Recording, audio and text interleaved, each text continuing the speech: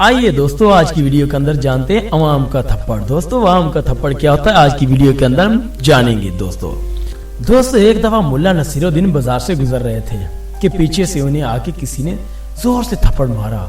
मुल्ला साहब ने गुस्से से पीछे देखा। वो शख्स घबरा कर बोला, माफ करना साहब, मैंने समझा मेरा दोस्त है।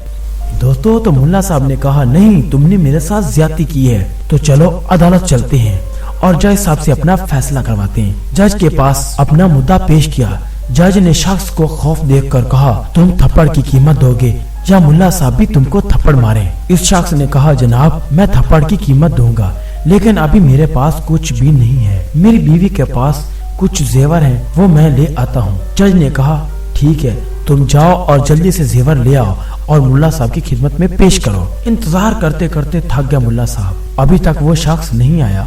मुल्ला साहब जब देख चुके थे कि इतना वक्त गुजर चुका है, मुल्ला साहब उठे और जज को जोर से थप्पड़ दे मारा और कहा कि जब वो जेवर लेके आ जाए तो वो आप रख लेना हुजूर, और मैं चलता हूँ। मुअज़्ज़िज़ अदलिया, हम आपसे इल्तमास करते हैं कि चोरों और बदनवानों को इतनी छूट ना दे, ये ना हो कि किसी दिन ये अवाम मुल्ला नसीरुद्दीन बनने पर मजबूर हो जाए।